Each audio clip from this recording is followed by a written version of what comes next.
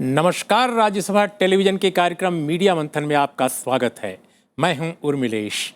Media मंथन के आज के अंक में हम बात करेंगे मीडिया ट्रायल बनाम पब्लिक ट्रायल। मीडिया ट्रायल सहित मीडिया की कई गड़बड़ियों के समाधान के लिए दिल्ली के विवाद प्रिय मुख्यमंत्री अरविंद केजरीवाल ने पिछले दिनों एक समारोह में मीडिया का पब्लिक ट्रायल करने के सुझाव का समर्थन करके नया विवाद खड़ा किया। मीडिया और सियासत से जुड़े अनेक लोगों ने उनकी जबरदस्त आलोचना की। उनके प्रस्ताव को निरंकुश सोच से प्रेरित बताया गया। मुझे भी उनका ये चिंतन अतिवाद का शिकार नजर आता है। लेकिन बीते कुछ वर्षों से आम लोगों के बीच से भी मीडिया पर बड़े सवाल उठ रहे हैं। वे लोग भी मीडिया से कुपित हैं जो हाल तक छपे शब्दों को पवित्र मानते थे। अब उन्हें छोटे पर्दे पर उभरती छवियां और आवाजों में काफी कुछ प्रायोजित, मुनाफा प्रेरित या समाज में एक खास किस्म के सोच को बढ़ावा देने का अभियान सा लगता है। आखिर क्या है हमारे मीडिया कवरेज का सच? अगर इसमें खामियां हैं तो उन्हें दूर करने का क्या है रास्ता? ऐसे ही कुछ सवालों पर आज मीडिया मंथन में बात करेंगे। हमारे साथ तीन खास मेहमान हैं। हमारे साथ हैं अजय उपाध्याय, वरिष्ठ पत्रकार और एडिटर्स गिल्ड ऑफ इंडिया के महासचिव।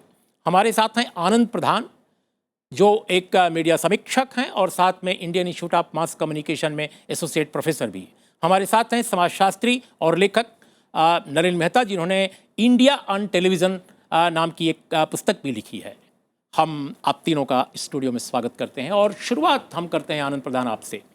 आपको क्या लगता है, अरविंद केजरीवाल जो अक्सर बहुत सारी अच्छी बातें कहते हैं और कई बार विवाद भी छेड़ते हैं, उन्होंने इस बार मीडिया पर पहले भी वो बोल चुके हैं और बहुत सारी बातें बोल चुके हैं, लेकिन इस बार जो उन्होंने कहा पब्लिक ट्रायल की बात, क्या आपको लगता है मीडिया भारत में इस कदर हो गया है बेलगाम कि उसको पब्लिक ट्रायल जैसी चीज़ की ज़रूरत है, या ये अति है, ये वाकई आपको अतिशय लगता है? देखिए, ये बात तो सही है कि उनकी कुछ शिकायतें जो मीडिया को लेकर के है और मीडिया के कामकाज को लेकर के है और उनकी पार्टी और उनकी सरकार के बारे में जिस तरह से कुछ मोटिवेटेड खबरें और ख़ास करके कुछ चैनलों पर चलाई गई हैं, बिल्कुल कैंपेन की तरह, इसमें कोई दो राय नहीं है और इसको लेकर के उनका गुस्सा भी है। कुछ मामलों में उनकी जेन्युइन और एक तरह से सही आलोचना भी हुई है और शायद वो आलोचना सुनने के लिए भी तैयार नहीं है।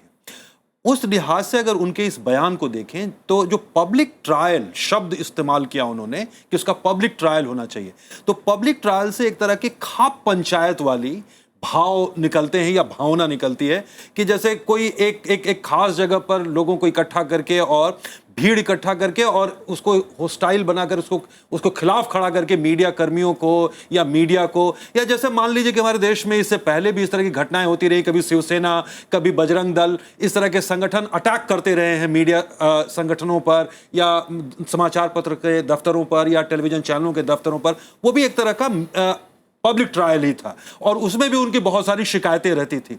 तो पब्लिक ट्रायल की मांग करना एक मुख्यमंत्री की तरफ से, उसमें एक खतरा तो है कि आप एक तरह से भीड़ को उकसा रहे हैं, अपने समर्थकों को उकसा रहे हैं कि आप उनको अटैक भी कर सकते हैं, और ये अपने आप में इसका सबसे खतरनाक बात है। लेकिन मैं इस बात से सहमत हूं कि मीडिया का एक हिस्सा कम से कम, और वो एक बड़ा महत्वपूर्ण हिस्सा है, बड़ा हिस्सा है, कॉर्पोरेट मीडिया का हिस्सा है, जिसने हाल के वर्षों में जिस तरह की पत्रकारिता की है, और उस पत्रकारिता में न सिर्फ वो एक तरह खास तरह के एजेंडा से ड्रिवन है, बल्कि बहुत ही बायस पार्टिजन पत्रकारिता है और उसमें उनके कॉर्पोरेट इंटरेस्ट को बढ़ाने वाली ब्लैकमेलिंग की इस मुद्दे पर भी आएंगे। अजय जी जो ये कह रहे हैं आनंद प्रधान की, भाई ठीक है उनकी शिकायत हो सकती है, मैं कहता हूं कि किसी और की भी शिकायत हो सकती है। बहुत सारे दूसरी जो सियासी जमातें हैं उनके नेताओं की परेशानियां हो सकती हैं, उनके रिजर्वेशंस हो सकते हैं, आम लोगों की ओर से भी, एसोसिएशंस की ओर से भी, पब्लिक की ओर से भी बहुत सारी बातें हो सकती हैं। लेकिन पब्लिक ट्रायल जैसी चीज़, क्या आपको लगता है कि ये एक चुने हुए राजनेता का जो अभिव्यक्ति है वो कहीं ना कहीं भारतीय मीडिया की स्वतंत्रता पर भी एक तरह से हमलावर होने की कोशिश करती है ये अभिव्यक्ति? देखिए, हम इस चीज़ को बहुत ही सीधे सीधे उसमें देखते हैं, रेखांकित करते हैं कि हम एक प्रजातांत्रिक देश हैं, हम एक संवैधानिक देश हैं। हमारे यहाँ सभी जो भी डिपार्टमेंट हैं वो सब ठीक से फंक्शन करते हैं, चाहे वो पार्लियामेंट की ड्यूटी हो, चाहे वो जुडिशरी की ड्यूटी हो, चाहे वो एग्जीक्यूटिव की ड्यूटी हो। हम ये नहीं कह सकते कि कोई आदमी हमारे देश में गलत करके बाहर निकल जा रहा है। कहीं ना कहीं कभी ना कभी वो फंस ही रहा है और अगर उसने गलत किया है तो भाग के बाहर नहीं निकल पा रहा है। यदि हमारी व्यवस्था इतनी मुकम्मल है, इतनी अच्छी है, तो इस प्रजातांत्रिक देश में, संवैधानिक रूप से चलने वाले इस देश में पब्लिक ट्रायल की गुंजाइश नहीं है। लेकिन क्या आप माफ कीजिएगा, लेकिन क्या आपको लगता है कि पब्लिक ट्रायल, जिसको हम सब लगभग रिजेक्ट कर रहे हैं, और हाल के दिनों में जो अखबारों में भी प्रतिक्रियाएं लोगों की आई, उन्होंने भी रिजेक्ट किया, लेकिन ये एक पहलू जो मीडिया में बहुत संजीदा ढंग से डिस्कस किया जाना चाहिए था, जो नहीं हो रहा है, कि एक पब्लिक निगरानी की जरूरत है। क्या एक जन निगरानी की जरूरत है क्या मीडिया की? क्या मीडिया ट्रायल या मीडिया के अंदर के और बहुत सारे दुर्गुण जो सामने आ रहे हैं, उस पर एक जन निगरानी? देखिए उर्मिलेश जी, मैं आपको एक चीज बताऊं कि मीडिया का अकेला, अगर हम उसको बिजनेस कहें तो ये एक अकेला बिजनेस है, ये अकेला प्रोफेशन है जहां पे छुपा के काम नहीं होता। ये एक अकेला प्रोफेशन है। जो कुछ भी है, जितनी अच्छी खबर होगी वो सामने या तो प्रकाशित होगी, छपी होगी, या स्क्रीन पे दिखाई पड़ेगी। आपकी शिकायत उससे हो सकती है, ये एक अलग चीज़ है, लेकिन हम छुपा के काम नहीं न कर सकते हैं, क्योंकि जो हम छुपाएंगे वो बेकार, वो मीडिया का पार्ट नहीं है। मीडिया का पार्ट वो है जो सामने। हमारे प्रोफेशन में कहीं भी छुपाने की गुंजाइश नहीं है। हम ऑफिशियल सीक्रेट एक्ट की तरह काम नहीं करते हैं। अरविंद केजरीवाल को दिल्ली की जनता ने बहुत प्यार से और सम्मान से जितनी सीटें दे के भेजा है, मुझे लगता है कि शायद हिंदुस्तान के लोकतांत्रिक इतिहास में ये एक बड़ी घटना है।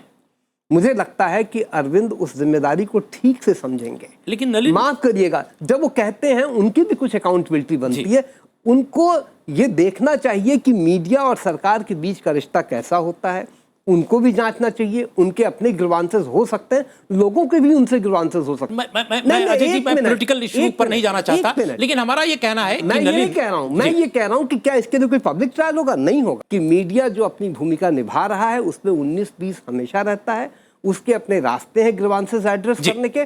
लेकिन ये कहना कि पब्लिक गेज में, पब्लिक मॉनिटरिंग में मीडिया हमेशा रहता है, मीडिया का काम वही है। अजय जी, हम आएंगे फिर इस मुद्दे पर, लेकिन नलिन, क्या आपको नहीं लगता कि हम थोड़ी देर के लिए, क्योंकि हम सभी लोग लगभग मानते हैं कि पब्लिक ट्रायल जैसी बात ये एक गैर वाजिब है और एक गुस्से में निकली हुई बात है, जिसको कोई संजीदा व्यक्ति शायद नहीं एक्सेप्ट करेगा या मंजूर नहीं करेगा।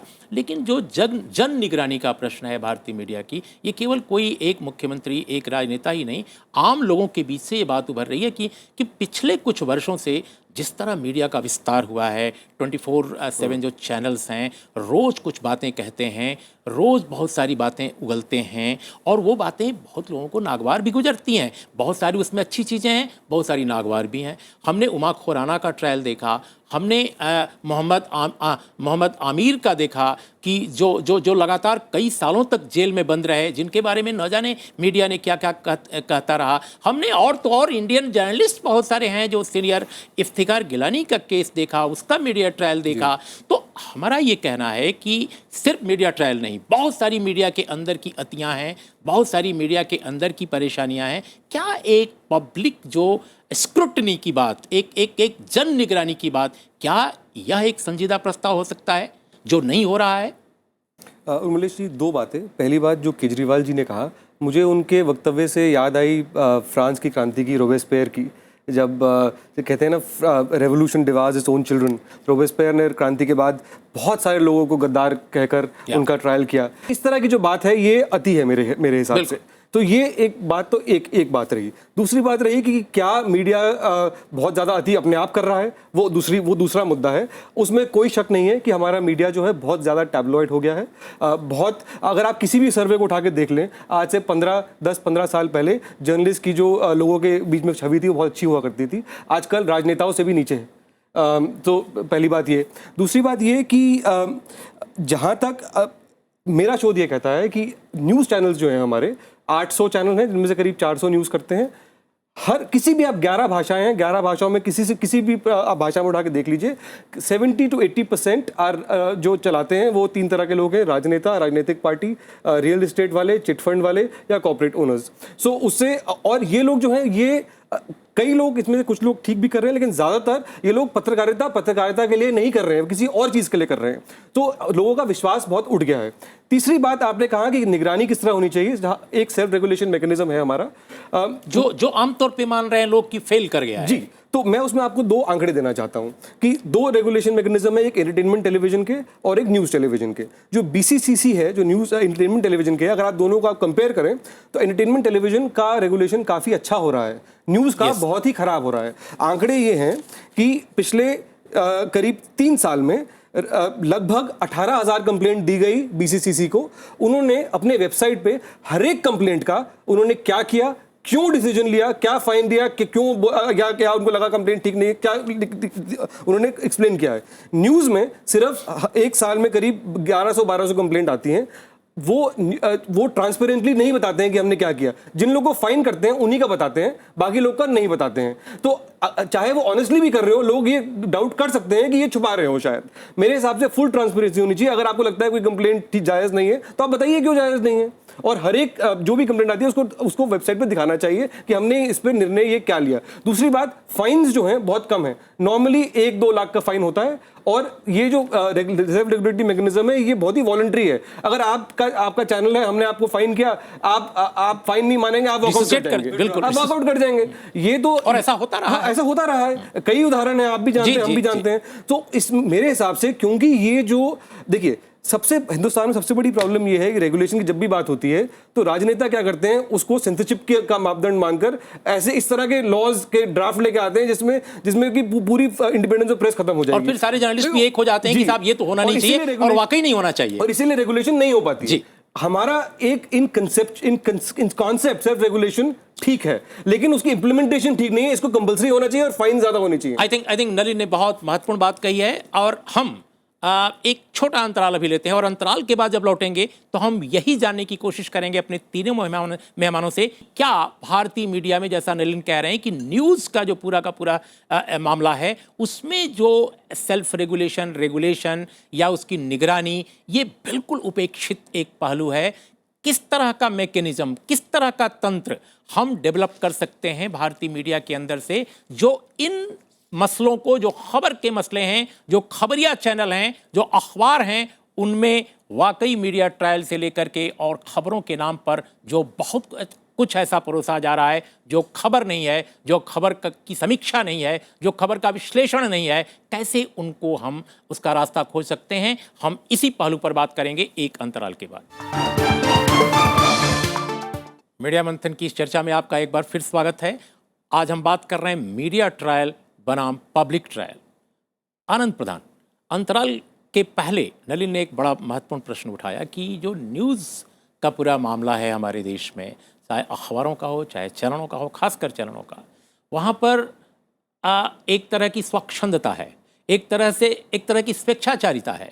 कहीं कोई निगरानी का ऐसा तंत्र नहीं है जो कारगर ढंग से हस्तक्षेप कर सके और सभी उसको मानने के लिए बाध्य हों, या कम से कम वॉलंटियर कर सकें कि हाँ, आप जो कह रहे हैं हम उससे सहमत हैं। हमारा ये कहना है कि दुनिया के दूसरे देशों में, हम यूके का उदाहरण ले लें, हम यूएस का उदाहरण ले लें, हम फ्रांस का उदाहरण ले लें, हर जगह कोई ना कोई इस तरह के मैकेनिज्म सामने आए हैं। आप देखिए, लेविसन रिपोर्ट पर भी बहुत सार्थक चर्चाएं हुई हैं और बहुत सारे कोर्स करेक्शन सुझाए गए हैं। हमारा कहना है कि अपने देश में पार्लियामेंट ऑफ इंडिया की स्टैंडिंग कमेटी पेड न्यूज़ के बहाने बैठती है और उसने बहुत महत्वपूर्ण रिपोर्ट देती है, फिर भी कुछ नहीं होता है। हमारे देश में प्रेस काउंसिल कमेटी बनाती है, वो बहुत सारे कोर्स करेक्शंस हो जाती है, उसका भी कुछ नहीं होता है। तो कहना यह है कि आखिर इस देश में हो क्यों नहीं रहा है? आखिर मीडिया के अंदर वो क्या चीज़ है? मीडिया के स्वामित्व में वो कोई समस्या है, हमारे कामकाज के तौर तरीकों में है, हमारे सोच में, जहन में है, क्या है जिसकी वजह से हम कुछ भी नहीं ऐसा कर पाते कि कोर्स करेक्शन हो? देखिए, एक तो सही बात यह है कि जो मौजूदा मीडिया सिस्टम है उसके मॉडल में और उसके रेवेन्यू मॉडल में या उसका बिजनेस मॉडल में एक समस्या है, गंभीर समस्या, इनहेरेंट प्रॉब्लम है। उसको आप जब तक उस पूरे मॉडल को चेंज नहीं करेंगे वो नहीं हो सकता। दूसरी जो लेकिन महत्वपूर्ण बात है जिस पर हम आज चर्चा कर रहे हैं, मैं इस बात से सहमत हूं कि जो भी, चाहे वो सेल्फ रेगुलेशन का मैकेनिज्म हो या इंडिपेंडेंट रेगुलेशन का मैकेनिज्म हो, जैसे ब्रिटेन में ऑफकॉम है या अमेरिका में एफसीसी है, पर वो भी तभी काम कर सकते हैं जब सिविल सोसाइटी ऑर्गेनाइजेशंस एक्टिव, जो एक तरह से रिप्रेजेंटेटिव हैं, जो व्यूअर्स के, लिसनर्स के, रीडर्स के, जो काफ़ी एक्टिव रहते हैं। वहाँ इस तरह की बहुत सारी लॉबीज़ हैं जो व्यूअर्स की हैं या रीडर्स की हैं, जो लगातार इसको काम करती रहती हैं। मीडिया इंस्टीट्यूशंस में, खास करके यूनिवर्सिटीज़ में रिसर्च हो रही हैं जो लगातार उसके काम काज पर निगरानी रहती हैं। ऐसी कई संस्थाएं हैं एक्टिव जो मीडिया के कामकाज पर निगरानी रखती, इंडिपेंडेंट संस्थाएं हैं, और वो उनके कामकाज के कारण जो डिबेट डिस्कशन होता रहता है, तो जो पब्लिक स्क्रूटनी का सवाल है, पब्लिक ट्रायल नहीं पर पब्लिक स्क्रूटनी, जन निगरानी। और जैसे देखिए पॉलिटिक्स में भी, और हाल के दिनों में आपने देखा होगा बहुत सारे ऐसे मसलों पर जिनको हमारा पॉलिटिकल क्लास एड्रेस करने को तैयार नहीं है, लेजिस्लेचर एड्रेस करने को तैयार नहीं है, जुडिशरी एड्रेस करने को तैयार नहीं है, मीडिया नहीं करने को तैयार है। उन सब मामलों में जन सुनवाइयां भी हुई हैं, और वो पब्लिक हियरिंग जो हुई हैं, वो पब्लिक हियरिंग में जो एक तरह से कहिए जजेस भी हैं, सिविल सोसाइटी के लोग भी हैं, एकेडमिशियंस भी हैं। तो मीडिया को लेकर के अगर मीडिया के रेगुलेशन को भी सफल होना है, इंडिपेंडेंट रेगुलेशन को भी सफल होना है, तो हमें एक देश में मीडिया लिटरेसी भी क्रिएट करनी पड़ेगी। लोगों को एजुकेट करना पड़ेगा कि टेलीविजन को कैसे देखा जाए, अखबार को कैसे पढ़ा जाए, कैसे उसको क्रिटिकली एग्जामिन किया जाए। और ये जो सेंस है वो मुझे लगता है कि स्कूली शिक्षा का भी पार्ट बनना चाहिए, क्योंकि अगर मीडिया इतना इंपॉर्टेंट इंस्टीट्यूशन है हमारी डेमोक्रेसी का और लोगों के ओपिनियन को इतना प्रभावित करता है, तो उसके कामकाज के बारे में, जैसे हम लेजिस्लेचर के बारे में ट्रेन करते हैं, ब्यूरोक्रेसी के बारे में ट्रेन करते हैं, उसी तरह से मीडिया के बारे में भी लोगों को एजुकेट करना चाहिए। आप कुछ कह रहे हैं? मेरा इसमें एक छोटा सा मत ये है कि मूल मुद्दा ये है, इन्होंने ऑफकॉम की बात की, एफसीसी की बात की, ऑस्ट्रेलिया में ऑस्ट्रेलियन मीडिया काउंसिल है। मूल मुद्दा ये है कि हिंदुस्तान में जब भी कोई इंस्टीट्यूशन ऐसी बनाई जाती है, उसको वो सरकारी तंत्र का हिस्सा ही बन के रह जाती है। ऑफकॉम है, जो एफसीसी जो है, वहां पर सरकार का कोई लेना देना नहीं है। दे रिपोर्ट ओनली टू पार्लियामेंट, और जो लोग उस पर अपॉइंट होते हैं वो ना वो रिटायर्ड सिविल सर्वेंट होते हैं, ना वो सिविल सर्वेंट होते हैं, ना वो ज्यादा जुडिशरी के होते हैं। वो लोग हर सोसाइटी के हर पहलू से आते हैं, एडवर्टाइज होता है। और जो ऑफकॉम के जो रीसेंट हेड थे वो 40 साल के हैं, वो मीडिया इंडस्ट्री के प्रोफेशनल हैं। हमारे यहाँ कोई भी किसी भी रेगुलेटरी बॉडी का कोई जो हेड है वो 70 साल से कम का नहीं है, और रिटायर्ड ब्यूरोक्रेट, रिटायर्ड जज ही है। तो मेरा ये कहना है कि होता क्या है कि जब ये, इसीलिए अगर आप प्रेस काउंसिल की बात करें, चाहे आप टीआरएआई की बात करें, टीआरएआई के इतने सारे रेगुलेशंस हुए हैं जो सरकार एक्सेप्ट ही नहीं करे। अब दूसरी बात, टीआरएआई कितना इंडिपेंडेंट है उसके ऊपर भी एक क्वेश्चन मार्क है। लेकिन नलिन, हम बहुत कॉन्क्रीट चीजें, ठोस रूप से कुछ पूछना चाहते हैं अपने दर्शकों के लिए कि आखिर भारतीय मीडिया के अंदर वो क्या चीज है, इसके स्वामित्व में हमारी जो पॉलिटी है, हमारा जो पॉलिटिकल सिस्टम है, उसके बीच में ये क्या संधि है कि कुछ भी मीडिया में कोर्स करेक्शन के लिए नया अगर सुझाने की कोशिश की जाती है तो वो एग्जीक्यूट नहीं होता, वो इंप्लीमेंट नहीं होता। क्या स्वामित्व और शासन, स्वामित्व और सियासत, दोनों के बीच क्या रिश्ता ऐसा है? सर, सबसे बड़ी बात तो दो मुद्दे ये हैं कि असल में इस मुद्दे को जितनी बार अटेम्प्ट हुआ है वो यही होता है कि जो लोग राजनेता जो होते हैं वो अति कर देते हैं। वो सोचते हैं कि इसको बिल्कुल कंट्रोल में ले लिया जाए, जो 90 के दशक से पहले की जो स्थिति थी दूरदर्शन ऑल इंडिया रेडियो वाली, वहां तक ले आए। तो इसलिए मीन बैलेंस हम नहीं बना पा रहे। दूसरी बात, जहां तक कमर्शियल मीडिया की बात है, इन्होंने बिल्कुल सही बात की कि बिजनेस मॉडल ऐसा है आज की डेट में 400 न्यूज चैनल में से कम से सिर्फ 4 या 5 है जिनका मैं गिन सकता हूं जो प्रॉफिट बनाते हैं। बाकी सब आज तक किसी ने पैसा नहीं बनाया है, सब लॉस मेकिंग है, और आने वाले 5 साल में भी पैसा नहीं बनाएंगे। तो इसलिए वो साम सीढ़ी तरह की प्रोग्रामिंग करते हैं। मैं ये समझना चाहता हूं कि एडिटर्स गिल्ड ऑफ इंडिया, जिसके आप सेक्रेटरी जनरल हैं, ये एक, मैं समझता हूं कि आज जिस तरह का संकट है, एक तरह का वैचारिक संकट है कि कैसे मीडिया के अंदर की समस्याओं का मीडिया की तरफ से हम समाधान का कोई एक कारगर फार्मूला निकाल सकें। इस तरह की समस्याओं के लिए हम सियासतदान या दूसरे जो समाज के तबके हैं उनको इंटरवीन करने की ज़रूरत न हम दें। तो ऐसा क्या है कि हम कोई इनिशिएटिव आपके फोरम की तरफ से, आपके मंच की तरफ से नहीं ले पा रहे हैं? मैं मंच की तरफ से कहूँ, मेरे ख्याल से वो उचित नहीं होगा जी। मैं अपनी निजी राय जरूर रख सकता हूँ। एक चीज़ ये है कि मैं आनंद प्रधान की इस बात से बिल्कुल सहमत हूँ कि मीडिया लिटरेसी को बढ़ावा मिलना चाहिए। वही एकमात्र कारगर उपाय है यदि हमको इन सब बाकी चीज़ों से छुट्टी पानी है। और मीडिया लिटरेसी कोई हमारे लिए नया नहीं है। अभी सब लोग यूएस और यूके की बात कर रहे हैं। यूनाइटेड स्टेट्स ऑफ अमेरिका में भी बहुत से राज्य ऐसे हैं जहाँ पे हाई स्कूल में मीडिया की पढ़ाई कंपलसरी। और एक बड़ी जमात है जो मीडिया का ठीक से एजुकेशन पढ़ती है।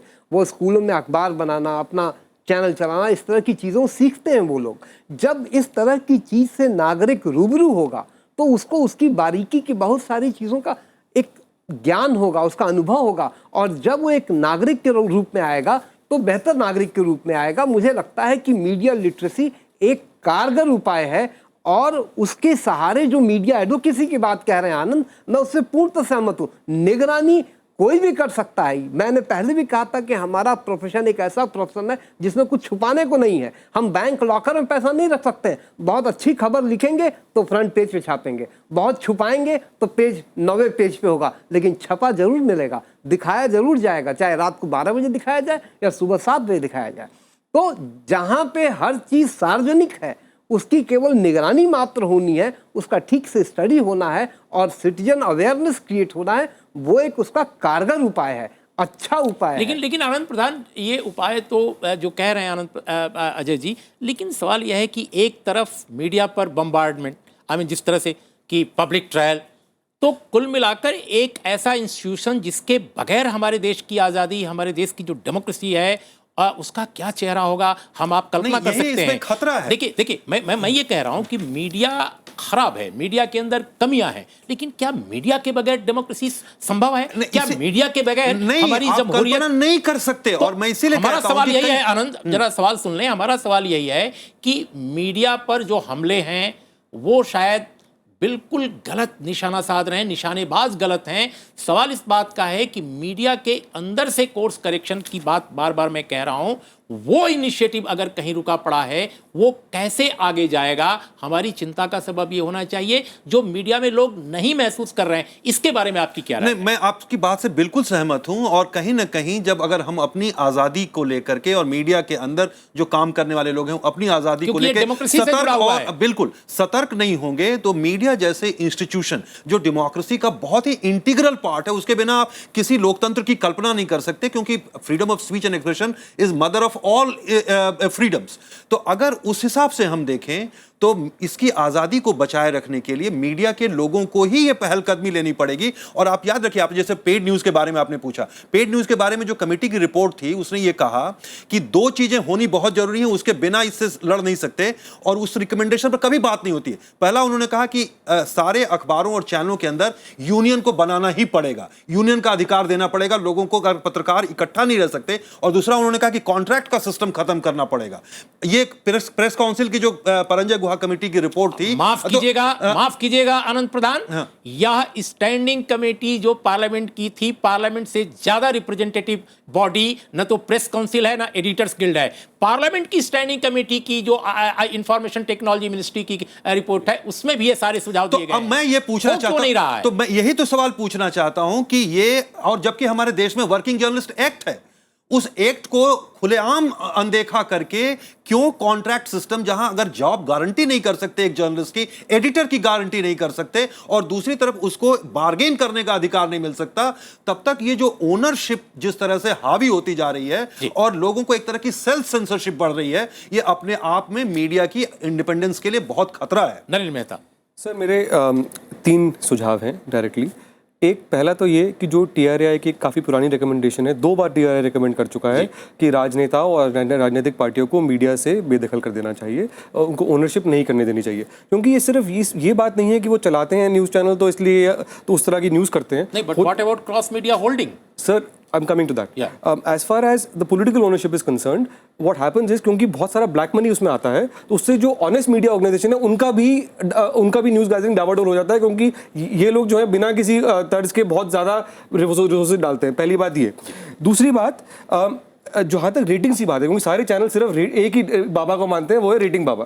तो जहाँ तक रेटिंग की बात है, प्रणॉय रॉय ने बहुत सटीक बात कही इस हफ्ते कि TRP रेटिंग जो है वो बहुत ही मिसलीडिंग होती है न्यूज़ चैनल्स की, क्योंकि देखिए न्यूज़ चैनल्स जो है, अंग्रेजी न्यूज़ चैनल मान लीजिए, वो 0.04% है ओवरऑल टीवी यूनिवर्स का। उसके अंदर वो मार्जिन ऑफ एरर ही एक चैनल के दूसरे चैनल के डिफरेंस से ज़्यादा होता है, तो उसमें आप रेटिंग कैसे मेजर करेंगे? It is not an accurate reflection. So he said, for example, जैसे अमेरिका में होता है कि कि जैसे फॉक्स न्यूज और इन लोग की रेटिंग बहुत ज्यादा है सीएनएन से, तो भी सीएनएन की एडवर्टाइजिंग ज्यादा होती है कि एडवर्टाइजर्स और न्यूज चैनल्स को बैठ के एक ऐसा मापदंड निकालें जिसमें क्रेडिबिलिटी और क्वालिटी का भी मिश्रण हो। आखिर दर्शक चाहता है कि उसको एक अच्छा मीडिया मिले, मीडिया के अंदर के लोग चाहते हैं कि मीडिया ज़्यादा निष्पक्ष वस्तुगत स्वतंत्र हो, लेकिन आखिर हो क्यों नहीं रहा है? हम बार बार यही आप लोगों से समझना चाहते हैं कि ये इसको आप कोई मैं ये नहीं कह रहा हूँ कि ये बड़ा यक्ष प्रश्न है, हम सच से क्यों नहीं रूबरू हो रहे हैं? बहुत ज्यादा वेस्टेड इंटरेस्ट है सर। उर्मिलेश जी, मैं आपको एक चीज़ बताऊं कि दुनिया के तमाम देशों में जो प्रेस की हालत है उससे बहुत अच्छी प्रेस की हालत आज हिंदुस्तान की है। हिंदुस्तान का पत्रकार अव्वल दर्जे की पत्रकारिता कर रहा है। हमें गर्व होना चाहिए बहुत से पत्रकारों के ऊपर जो बहुत अच्छी रिपोर्ट्स करते हैं। मैं उन लोगों में से कतई नहीं हूं जो केवल विलाप का राग अनापता हूं। कुछ लोगों की शिकायत हो, पॉजिटिव्स को मुझे मेरी बात तो कहने दीजिए जी, मुझे मेरी बात कहने दीजिए। ये सच है कि बहुत से लोग गलत पत्रकारिता कर रहे हैं, ये भी सच है कि बहुत से लोग उससे पीड़ित हैं। उसका एक मैकेनिज्म होना चाहिए। वो क्या मैकेनिज्म हो, आज तक इसके बारे में कोई बात स्पष्ट तौर पे नहीं हो पाई है, लेकिन भारतीय पत्रकारिता आज अपने एक बहुत अच्छे मुकाम पे है। और अच्छे मुकाम जी, मैं एकदम इसको बहुत ही दावे के साथ कह सकता हूं। जिस तरह की इंडिपेंडेंट रिपोर्ट्स, जिस तरह के इन्वेस्टिगेटिव रिपोर्ट्स आज आती हैं, आज से 25 साल पहले नहीं आती थी। आज जो रिसोर्सेज हैं वो रिसोर्सेज आज से पहले नहीं थे। आज इतने ब्राइट जर्नलिस्ट हैं। आनंद जी पत्रकारिता विश्वविद्यालय में अध्यापक हैं। मैं कहूंगा कि आज भी इनके बहुत से ऐसे विद्यार्थी हैं। बहुत अच्छा, बिल्कुल नहीं, वो बिल्कुल बात सही है आपकी, लेकिन इसके साथ हमें इससे भी चिंतित होना चाहिए कि हाल के दिनों में जिस तरह की चीजें सामने आई हैं, और उसमें मैं पत्रकारों का दोष कम है। जैसे पेड न्यूज तो इंस्टीट्यूशनलाइज है, उसे पत्रकार क्या कर सकता है? अगर पूरा इंस्टीट्यूशन ही उसमें इन्वॉल्व है तो एक ऑनेस्ट जर्नलिस्ट होने का कोई मतलब नहीं रह गया। तो मुझे लगता है कि जिस तरह की इंस्टीट्यूशनल प्रॉब्लम आ रही है, उसमें इंस्टीट्यूशनल हल की तरफ हमें बढ़ना पड़ेगा। नहीं, देखिए, ये केवल इंडिविजुअल जर्नलिस्ट का की गड़बड़ियों का मामला नहीं है, इसीलिए ज्यादा सीरियस ये मामला होता है। हमारा वक्त खत्म हो चला है, और मैं समझता हूं कि आप तीनों लोगों ने जो बातें कही हैं वो बात सही है कि हमारे बहुत सारे पॉजिटिव्स हैं, और हाल के दिनों में हमारी पत्रकारिता ने बहुत महत्वपूर्ण रोल अदा किया है। लेकिन निहित स्वार्थ से प्रेरित अभियानी पत्रकारिता और मीडिया ट्रायल आज की हकीकत हैं, इसे भी हमें मानना पड़ेगा। लोग अभियानों को पसंद करते हैं बशर्ते कि ये वर्चस्व की सियासी या कारपोरेट ताकतों की सेवा के लिए समर्पित न हो। इस आरोप में दम है कि मीडिया आज अदना इंसान के साथ नहीं, ताकतवर घरानों या वर्चस्व के बड़े ठिकानों के साथ खड़ा नजर आ रहा है। मीडिया घरानों के लिए खबर से ज्यादा विज्ञापन अहम हो गए हैं। संपादक जैसी संस्था तो लगभग खत्म सी है। जो चमकदार संपादकों, एंकरों की नई टोली है, उनमें कई बहुत अच्छे हैं, लेकिन कई ऐसे भी हैं जो टेपों में बंद आवाजें मीडिया उद्योग की मौजूदा असलियत बयां करती हैं। ऐसे में मीडिया कोर्स करेक्शन कैसे करे? जन कार्रवाई या जन अदालत जैसा प्रस्ताव तो निश्चय ही खतरनाक है, लेकिन आज की चर्चा में उभरे मीडिया की जन निगरानी जैसे सुझाव को, जो पब्लिक स्क्रूटनी जैसे सुझाव को गंभीरतापूर्वक लेना चाहिए। नमस्कार। इन शब्दों के साथ आप तीनों मेहमानों का बहुत बहुत धन्यवाद, और आप हमारे दर्शक आपका खास तौर पे जो हर सप्ताह मीडिया मंथन देखकर हमें सुझाव देते हैं, और आपसे हम बहुत कुछ सीखते और समझते हैं। नमस्कार। देखते रहिए राज्यसभा टेलीविजन।